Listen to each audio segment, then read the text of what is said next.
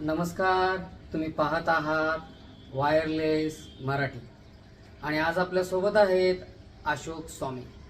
इचलकरंजीतल्या राजकारणातलं एक मोठं नाव आहे, एक तगडा अनुभव आहे यांना पॉलिटिक्समधला व भरपूर साऱ्या पक्षांच्या बरोबर त्यांची एक चांगली मैत्री देखील आहे. आज आपण त्यांच्याशी काही गोष्टी जाणून घेणार आहोत. सर, तुम्हाला सर्वप्रथम तर तुमचं स्वागत आहे वायरलेस मराठीमध्ये. तुम्हाला प्रवास समन्वयक हे पद देण्यात आलं. नेमकं समन्वयक म्हणजे काय असतं आणि या पदाचा अर्थ काय आहे? समन्वयक म्हणजे आता आपल्याकडे इचलकरंजी विधानसभेची आमदारकीची निवडणूक सुरू आहे आणि या निवडणुकीमध्ये जे भारतीय जनता पार्टीचे जे कार्यकर्ते आहेत त्या कार्यकर्त्यांशी एकमेकांच्या मध्ये समन्वय राखणं, त्याबरोबर ही जी उमेदवारी आहे ही उमेदवारी राहुल प्रकाश आवाडे यांना देण्यात आलेली आहे.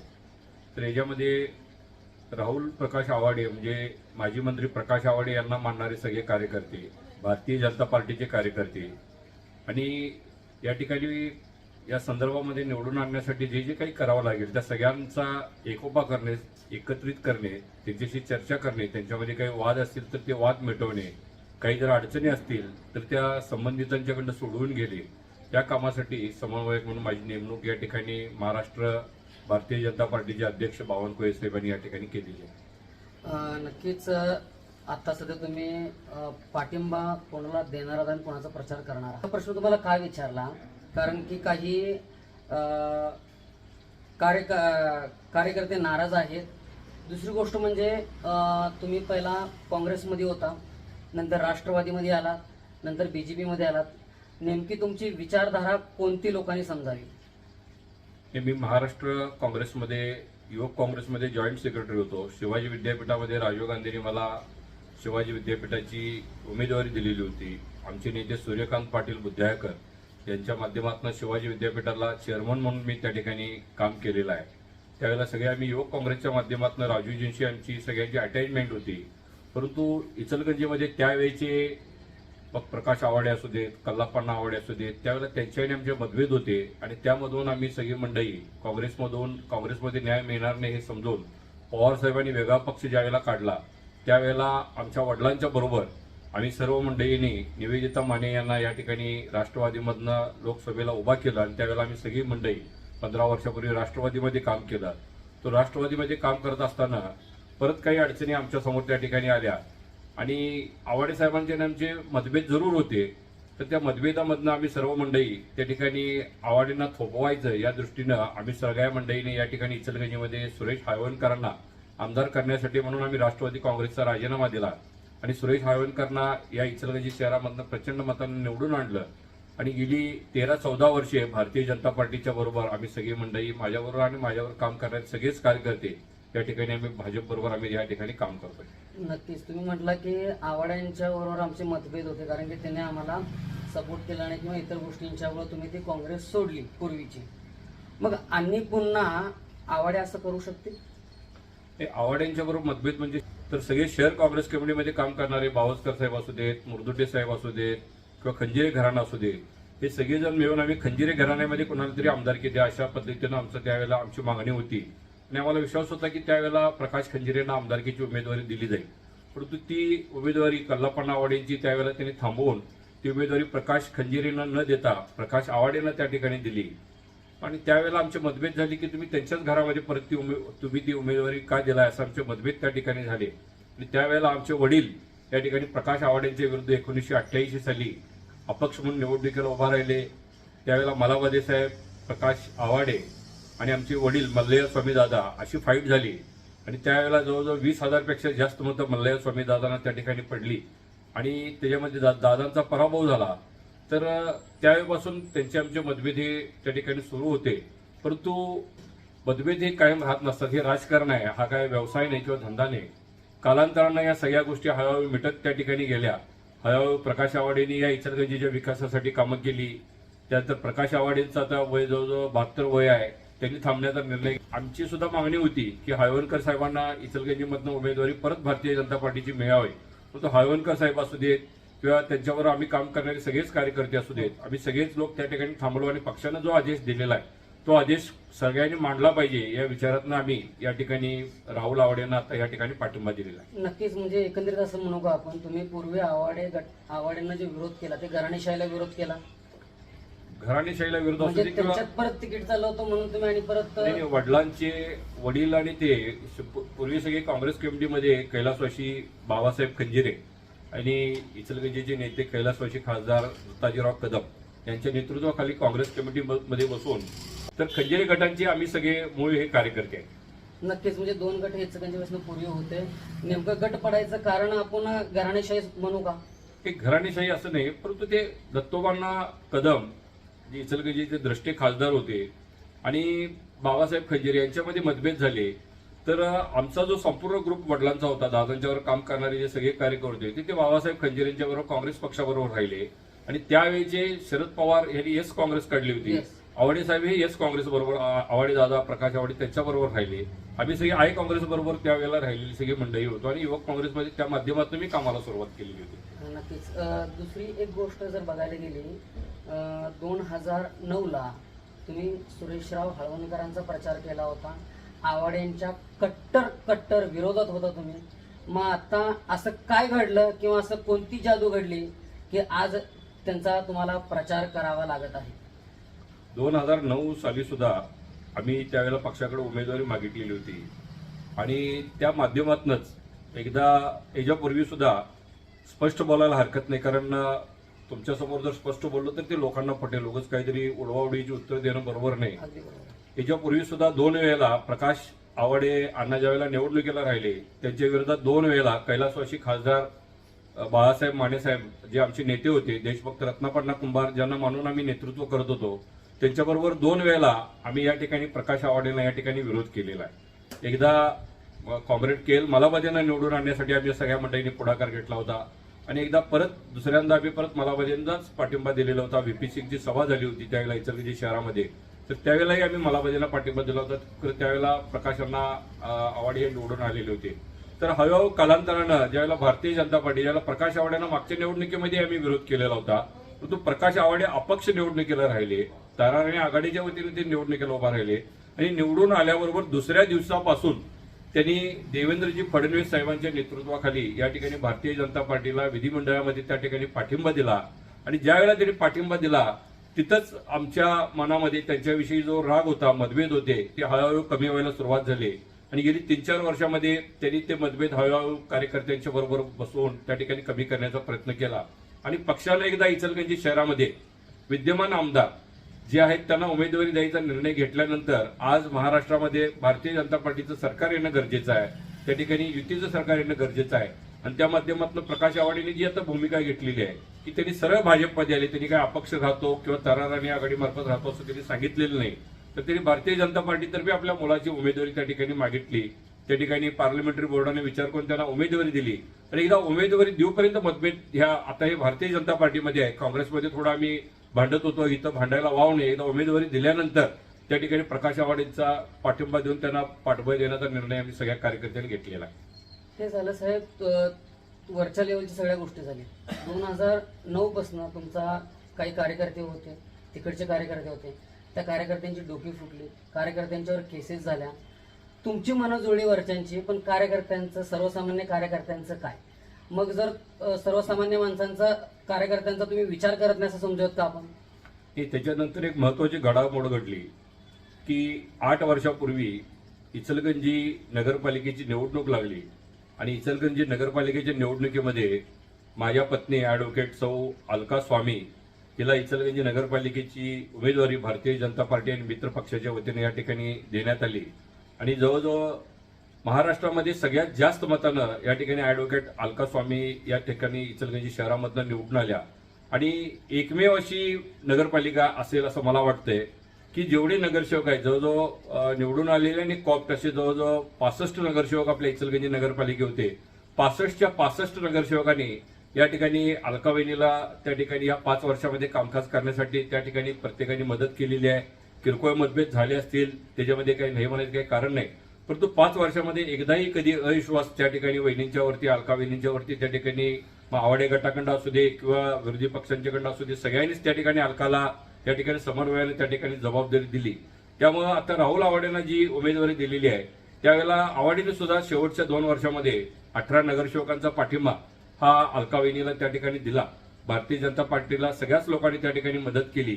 त्यामुळे आता सुद्धा जे उमेदवार राहिलेले आहेत, राहुल आवाडे हे भारतीय जनता पार्टीकडे राहिलेले आहेत, कारंडे साहेब हे राष्ट्रवादी काँग्रेस शरद पवार गटाकडे राहिलेले हो, आहेत नक्कीच. आणि विठ्ठल चोपडे साहेब यांनी अपक्ष उमेदवारी त्या ठिकाणी केलेली आहे. विठ्ठल चोपडे साहेबांचा विषय आहे तो पिण्याच्या पाण्याच्या संदर्भामध्ये. सर तुम्ही माझा प्रश्न डायव्हर्ट करताय. नाही, मी माझा divert करत प्रश्न नाही. कार्यकर्त्यांचं काय नाही हे तुम्हाला नाही विचारतो. त्यामुळं ह्या ह्याच्यामध्ये सगळेच अलका वहिनीला मदत केल्यामुळं सगळ्याच भारतीय जनता पार्टीचे आणि मला मानणाऱ्या सगळ्या कार्यकर्त्यांचे या ठिकाणी अलका वहिनीला पाठिंबा दिल्यामुळे हळूहळू त्यांच्याविषयी आमचे जे मतभेद होते ते बऱ्याचशा प्रमाणामध्ये कमी झालेले. पण 2009 जर प्रकाश आवाडेंचा प्रचार केला असता तर आज ही वेळ झाली नसती. की त्यावेळीची परिस्थिती वेगळी होती. हे राजकारण आम्ही तुम्हाला पहिल्यांदा सांगितलं. हा तेच काय तरी सर्वसामान्य समजून घ्यायचं नेमकी परिस्थिती काय होती आणि आताची परिस्थिती काय आहे की नेत्यांना त्यांचा प्रचार करावा लागत आहे. इचलकरंजी शहरामध्ये पाण्याचा प्रश्न हा अतिशय गंभीर आहे. त्याच्यामध्ये प्रकाश आवाडे असू देत, हायवणकर साहेब असू देत, अलका वहिनी असू देत किंवा इतर सगळी मंडळी असू देत, यांना घेऊन जर युती शासन जर परत या ठिकाणी आलं, कारण वारणेची योजना ही हायवणकर साहेबांनी आणि नगराध्यक्ष अलका स्वामी वहिनीने या ठिकाणी अतिशय ताकदीनं मंजूर करून आणलेली होती. देवेंद्रजीने ऑनलाईन त्या ठिकाणी उद्घाटन सुद्धा त्या ठिकाणी केलेलं होतं आणि ही योजना सुरू होईल असं वाटत असताना दानोळे आणि त्या परिसरामधल्या कार्यकर्त्यांनी विरोध केला आणि इचलकरंजी शहराला त्या ठिकाणी पाण्याचा प्रश्न हा अदांतरी राहिला. त्यानंतर सुईकोटचा पाण्याचा प्रश्न हा मंजूर झाला. त्यावेळेला मदन कारंडे साहेब असू देत, विठ्ठल चोपडे साहेब असू देत, माझं मत आहे मुश्रीफ साहेब सुद्धा त्याच्यामध्ये होते. आता कोण होय म्हणतोय नाही म्हणतोय म्हणायला हरकत नाही, पण त्या सगळ्यांनी मिळून सुईकोटमधनं पाणी देण्याचा विषय झाल्यानंतर पाणी येतंय म्हटल्यानंतर आम्ही वारणेचा जे मंजूर पाणी आहे जे तुम्ही मंजूर केलंय ठीक आहे बाबा, माझ्याच कोंबड्यानं या ठिकाणी सूर्य उगवला पाहिजे असं आम्ही न म्हणता त्या ठिकाणी सुईकोटचं पाणी येतंय तर ते पाणी आपण घेऊया अशा पद्धतीचा आम्ही त्या ठिकाणी विचार केला आणि सगळ्या माध्यमातून आज पाणी येईल उद्या पाणी येईल असा विचार करतोय. देवेंद्रजी या ठिकाणी त्यांची जर सत्ता परत आली तर निश्चित इचलकरंजीला पाणी त्या ठिकाणी मिळेल. आणि राहुल हा तरुण आहे, धाडशी आहे आणि राहुलचा एक स्वभाव मी बघितलाय. मी याच्यापूर्वी सुद्धा राहुलला 1-2 निवडणुकीमध्ये मदत केलेली आहे. तर राहुलचा जर स्वभाव बघितलाय, राहुलचा स्वभाव बघितला तर इचलकरंजी शहराच्या माध्यमातून या निवडणुकीमध्ये जर राहुल आवाडे जर आमदार झाले होतील त्याच्यामध्ये काय अडचण मला वाटत नाही. राहुल आवाडे आमदार झाल्यानंतर या इचलकरंजीचा पाणी प्रश्न रोज एक वेळ किमान पाणी मिळेल इतका चांगला प्रश्न सुटेल आम्हाला असा विश्वास आहे. मगाशी म्हटलात की तुमच्या वाईफ ह्या नगराध्यक्ष होत्या, आता नगराध्यक्ष नक्कीच होत्या, तुमची देखील सत्ता होती. गेले 40 वर्ष इचलकरंजीला पाण्याचा प्रश्न भेडसावत आहे. पूर्ण मी म्हणत नाही फक्त बीजेपी असेल, राष्ट्रवादी असेल किंवा काँग्रेस असेल, पूर्ण जे काही राजकारणी लोक आहेत ते इचलकरंजीकरांची फसवणूक करतात का? 40 वर्ष नंतर पुन्हा आणि हा निवडणुकीचा मुद्दा असू शकतो म्हणजे अपयश इचलकरंजीकरांचं आहे का इथल्या सगळ्या पक्षांचं अपयश आहे? नाही, ही हायवणकर साहेब आणि अलका वहिनीनं या ठिकाणी अतिशय चांगल्या पद्धतीनं या ठिकाणी आपला पूर्ण बुद्धिमत्तेचा वापर करून दोघांनी देवेंद्रजी फडणवीस साहेबांच्याकडे बसून वारणेवरनं इचलकरंजी शहराला पाणी आणायचा त्या ठिकाणी निर्णय घेतलेला होता. हा निर्णय कशासाठी घेतला होता की पंचगंगा नदी आहे ही वाहती राहत नाही. ह्याला आडकाठी घातली कोण? नाही आडकाठी करून आता त्याच्याविषयी तो वेगळा विषय, त्याच्यामध्ये परत मी मतभेद त्या ठिकाणी तयार ज्या करणार नाही. माणसाने आडकाठी घातल्या तुम्ही त्याचाच प्रचार प्रसार त्याने करणार? आडकाठी घातला असं मी माझा आरोप नाही त्याच्यामध्ये. परंतु मी सांगतो तुम्हाला, ऐकून घ्या की वारणेचं पाणी आणण्यामध्ये त्या ठिकाणी हायवणकर साहेब आणि अलका वहिनी आणि सगळेच नगरसेवक एक मतानं ठराव करून त्या ठिकाणी दिलेला होता. त्याच्यामध्ये आज जे निवडणुकीला उभा आहे ती सगळी मंडळी त्या ठिकाणी प्रयत्नशील होते. कोणावरती आरोप मला त्या ठिकाणी नगरसेवकांच्या वरती करायचं नाही आहे. परंतु त्या ठिकाणी म्हणतात ना की भागीरथानं त्या ठिकाणी गंगा आणली असं म्हणायला लागतंय, तर कोणतरी भागीरथ व्हायला पाहिजे होता. तर मला वाटतं की ह्या वेळेला राहुल आवाडे आमच्या इचलकरंजीला पाणी आणण्यासाठी भागीरथ म्हणून त्या ठिकाणी काम करतील. आणि आज निवडणुकीला विरोधात जरी राहिले असले, कारंडे साहेब असू देत, त्या ठिकाणी चाळके साहेब असू देत, विठ्ठलराव असू देत, ही सगळी मंडळी निवडणूक झाल्यानंतर ठीक आहे, आता निवडणूक राहिले आपापली भूमिका घेऊन ते लोकांच्या समोर त्या ठिकाणी जात आहेत. परंतु राहुल आवाडे आमदार झाल्यानंतर राहुल आवाडेंना पुढे करून त्या ठिकाणी देवेंद्रजींच्याकडं आपल्याला इचलकरंजी शहराला पाणी आणावंच लागेल. लक्षात घ्या, कारण आता जर पाणी नाही आणलो तर परत पाण्यासाठी आपल्याला चान्स त्या ठिकाणी मिळणार नाही. गेले 40 वर्ष इचलकरंजीकर हे ऐकतातच. बर, दुसरा एक असा प्रश्न आहे, फक्त एका वाक्यात किंवा थोडक्यात सांगा. 2009ला आवाड्यांच्या विरोधात आणि 2024ला आवाड्यांच्या सोबत एक छोट्या वाक्यात सांगा, याचं कारण काय? मी असू दे, माझी पत्नी असू दे किंवा मला मानणारे जे कार्यकर्ते आहेत, स्वामीदादांना जे मानणारे कार्यकर्ते आहेत, त्या सगळ्याच कार्यकर्त्यांनी आम्ही भारतीय जनता पार्टीबरोबर काम करण्याचा निर्णय घेतलेला आहे. आणि आताचे जे विद्यमान प्रधानमंत्री आहेत, प्रधान सेवक आपण त्यांना म्हणतो, नरेंद्रजी मोदी यांचा संपूर्ण कामाचा व्याप किंवा त्यांची जी काम करण्याची पद्धत आहे किंवा देशाला पुढे नेण्यासाठी ज्या पद्धतीनं नरेंद्र मोदीजी झटतात, हे सगळं बघितल्यानंतर त्यांच्या नेतृत्वावर आमचा त्या ठिकाणी विश्वास बसलेला आहे. महाराष्ट्रामध्ये देवेंद्रजी फडणवीस साहेबांच्यावरती आमचा विश्वास त्या ठिकाणी बसलेला आहे. त्यामुळं जो त्यांनी निर्णय घेतील त्या निर्णयावर आम्ही सगळे जायचं अशा पद्धतीनं आमचा निर्णय झाला आहे. आज माझ्यावर सुद्धा काम करणारे 100% कार्यकर्ते काही रावलावाड्यांचं काम करतात असा माझा दावा नाही, लक्षात घ्या. परंतु 90% 95% कार्यकर्ते मला मानणारे, काही लोकांचे मतभेद आहेत जे त्यांना विरोध म्हणून माझ्याबरोबर फिरत होते ते माझ्याबरोबर आज येणार नाही. 2-4% लोक आहेत त्याच्यामध्ये एका दुसरा कबनूरचा मनुष्य आहे, एका दुसऱ्या गावातला सुद्धा त्या ठिकाणी आहे. परंतु 95% कार्यकर्ते मला मानणारे जे आहेत किंवा मल्ल्या स्वामीदादांना मानणारे जे कार्यकर्ते आहेत, माझी मित्रमंडळी आहेत, माझी काही नातेवाईक आहेत, या सगळ्यांनी मिळून आम्ही याच ठिकाणी आता तुम्ही जिथं मुलाखत घेता इथं आम्ही सगळ्यांनी मिटिंग घेऊन या ठिकाणी राहुल आवड यांच्यावर राहायचा निर्णय केलेला आहे. या ठिकाणी सुरेश हयवनकर साहेबांचं पुनर्वसन करण्याचा विषय हा सध्या भारतीय जनता पार्टीच्या कार्यकर्त्यांच्या समोर चर्चेमध्ये आहे.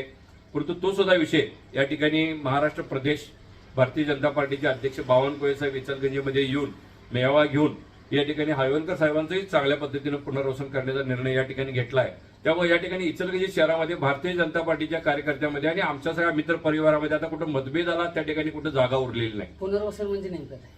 पुनर्वसन म्हणजे मला तरी वाटते की त्यांना विधान परिषदेची जागा निश्चित त्या ठिकाणी मिळेल असा मला विश्वास आहे. नक्कीच नेत्यांना काही ना काहीतरी मिळेल, पण कार्यकर्त्यांचं पुनर्वसन कसं करणार आहात? ते नेता जर सक्षम झाला तर कसं आहे, या इचलकरंजी शहरामध्ये भारतीय जनता पार्टीची संघटना अतिशय चांगल्या पद्धतीनं सुरेशराव हयवनकरनी त्या ठिकाणी बांधलेली आहे. माझ्या पत्नीला सुद्धा उभा करताना, अलकाला सुद्धा उभा करताना हयवनकर साहेबच पहिल्यांदा माझ्या घरी त्या ठिकाणी आले आणि अलका वहिनीला आपल्याला उभा करायला लागतंय.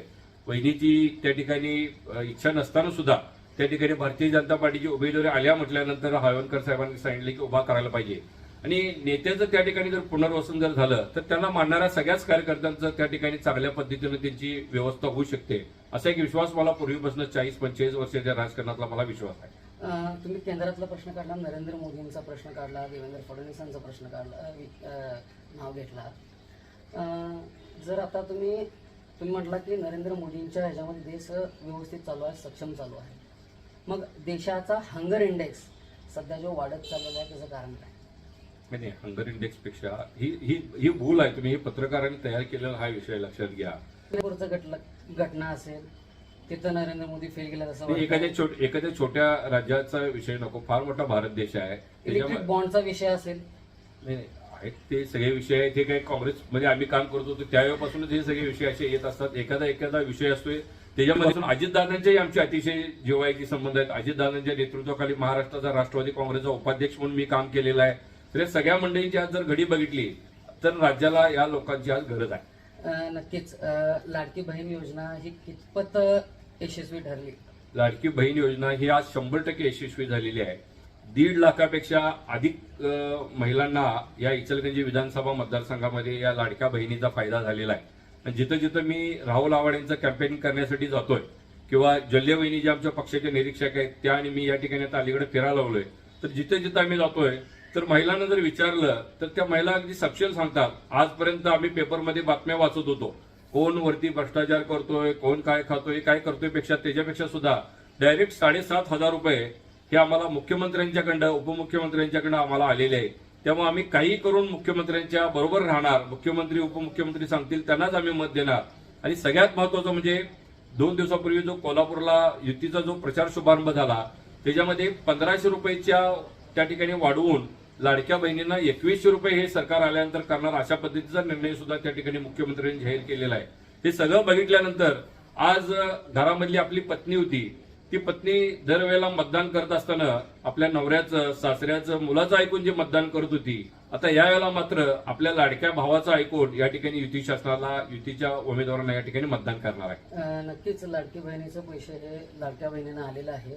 पण त्याच लाडक्या बहिणींसाठी ज्यावेळी हॉस्पिटलमध्ये जातो गव्हर्नमेंटच्या प्रस्तुती झाल्यानंतर त्या लाडक्या बहिणीला फरचीवर झोपायला लागतं, ही दुर्दैवाची गोष्ट नाही का सर? नाही, अशी हजारामध्ये एखादी घटना आपल्याला त्यावेळेला नजर चुकीने काही घटना ह्या घडत असतात. दवाखान्यामध्ये डॉक्टर्स एखादा अनुपस्थित आहे, एखादा वॉशरूमला गेलाय, त्यावेळेला अशी एखादी घटना घडली आहे किंवा तसे डॉक्टर्स आज इचलकरंजी शहरामध्ये आज अलकाविनी नगराध्यक्ष असताना इचलकरंजीचं जे इंदिरा गांधी हॉस्पिटल आहे हे महाराष्ट्र शासनाकडे आपण नगरपालिकेचा ठराव करून हँड ओव्हर केला. त्यानंतर इचलकरंजीचे त्यावेळेचे आमदार सुरेश हाळवणकर साहेब, आत्ताचे आमदार प्रकाश आवडे साहेब यांनी हे जे रुग्णालय आहे हे रुग्णालय महाराष्ट्र शासनाला देऊन ज्या पद्धतीने कोल्हापूरचं CPR आहे तेवढ्याच धर्तीवरती त्याच पद्धतीचं चांगलं हॉस्पिटल हे इचलकरंजी शहरामध्ये IGM करण्याचा प्रयत्न त्या ठिकाणी सुरू आहे त्या ठिकाणी. आणि आज जर IGM मध्ये जर जाऊन बघितला तर इतक्या चांगल्या सुविधा त्या ठिकाणी मिळतात की अशी परिस्थिती आता कुठं फार त्या ठिकाणी बघायला मिळत नाही. एखादी गोष्ट घडली तर त्याला तुम्ही फार महत्व देता, परंतु ठीक आहे एखादी गोष्ट घडली तर त्याला सॉरी म्हणून परत त्याला कशा पद्धतीने दुरुस्ती करता येईल हा सुद्धा प्रयत्न या सरकारकडून होताना आपल्याला वारंवार त्या ठिकाणी बघायला मिळतोय. नक्कीच तुम्हाला एखादी गोष्ट वाटत असेल, पण ज्यावेळी आपण ह्या महाराष्ट्राचं पालकत्व घेतो त्यावेळी सगळी मुलं समान असतात. राहिली गोष्ट IGM झालं नाही म्हणत नाही मी, पण IGM मध्ये फक्त बिल्डिंग झाली, कलर काम झालं, पण अजून तिथं सर्जन अवेलेबल नाही आहेत. नाही या लागले स्टाफ मंजूर झालेला आहे, आता बऱ्यापैकी स्टाफ मंजूर झालेला आहे. नवीन आता त्या ठिकाणी मेडिकल ऑफिसर त्या ठिकाणी आलेले आहेत आणि त्या ठिकाणी आज इमर्जन्सी वॉर्ड त्या ठिकाणी सुरू झालेले आहेत. आज अतिशय चांगल्या पद्धतीची सुविधा IGM मध्ये त्या ठिकाणी सुरू झालेली आहे. आणि राहुल आवडे आमदार झाल्यानंतर मला विश्वास आहे की वडिलांच्या पेक्षा सुद्धा चांगलं काम राहुल आवडे त्या IGMच्या बाबतीत इचलकरंजी शहरामध्ये करतील. आज आमचे जे पालकमंत्री आहेत नामदार हसन मुश्रीफ साहेब यांच्या माध्यमातून हजारो रुग्णांना मुंबईमध्ये जे मोठे मोठे हॉस्पिटल आहेत, मग ब्रिज कॉन्टी हॉस्पिटल असू देत, जसलोक हॉस्पिटल असू देत, कोकियाबेन हॉस्पिटल असू देत, या ठिकाणी अनेक रुग्णांना कोल्हापूर जिल्ह्यामधनं आणि आमच्या इचलकरंजी विधानसभा मतदारसंघामधनं ती छोटी छोटी जिथं उपचार होत नव्हते मोठे उपचार त्या ठिकाणी करायला लागत होते ती सगळ्या लोकांना या ठिकाणी मुश्रीफ साहेबांच्या माध्यमातून त्या ठिकाणी आणि प्रकाश आवाडेंच्या माध्यमातून, हाळवणकर साहेबांच्या माध्यमातून, आमच्या माध्यमातून आम्ही मुंबईला नेऊन अशा अनेक रुग्णांना बरं करून आणण्याचा प्रयत्न मी या माध्यमातून या ठिकाणी केलेला आहे. लाडक्या बहिणीचे जे पैसे जातात ते नेमकं सरकारच्या तिजोरीत जातात हे तर मान्य आपल्याला. मग सरकारवर त्याचा अतिरिक्त भार पडणार नाही का? मग त्यावेळी इनडायरेक्ट टॅक्सेस वाढणार नाहीत का? महागाई वाढणार नाही का सर?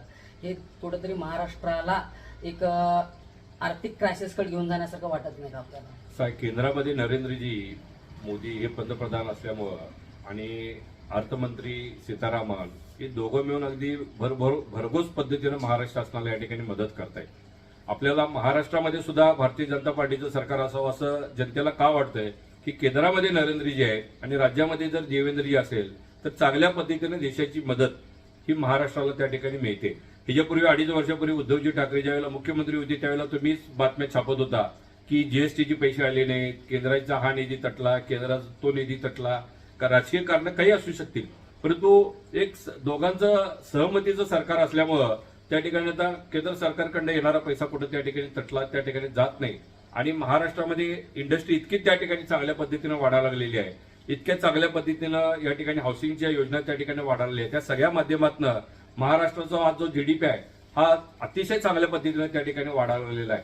आणि इचलकरंजी शहरामध्ये सुद्धा आज तुम्ही जर बघितला तर आज लाईट बिलाचा जो विषय होता यंत्रमाग धारकांचा तो गेली जवळजवळ 7-8 वर्षे आम्ही त्या ठिकाणी प्रयत्न करत होतो. या ठिकाणी उपोषणाला लोक बसलेले होते. त्यावेळेला राज्याचे वस्त्रोद्योग मंत्र्यांनी येऊन त्या ठिकाणी हे दिले आश्वासन दिलेलं होतं, परंतु या गोष्टी घडत नव्हत्या. परंतु यावेळेला प्रकाश आवडे साहेब, मी स्वतः वस्त्रोद्योग महासंघाचा अध्यक्ष म्हणून किंवा चंद्रकांत दादा आमचे जे राज्याचे जे वस्त्रोद्योग मंत्री आहेत, सुरेशराव हाळवणकर साहेब किंवा खासदार धैर्यशील माने, आमचे रवींद्र माने, त्या सगळ्यांनी आम्ही पुढाकार घेतला त्या ठिकाणी. आणि इचलकरंजी शहरामध्ये जे यंत्रमाग धारक आहेत त्याला साध्या यंत्रमाग धारकांना 1 रुपयाची विजेची जी वाढलेली जी रेट होती ती आम्ही कमी करून घेतलेली आहे.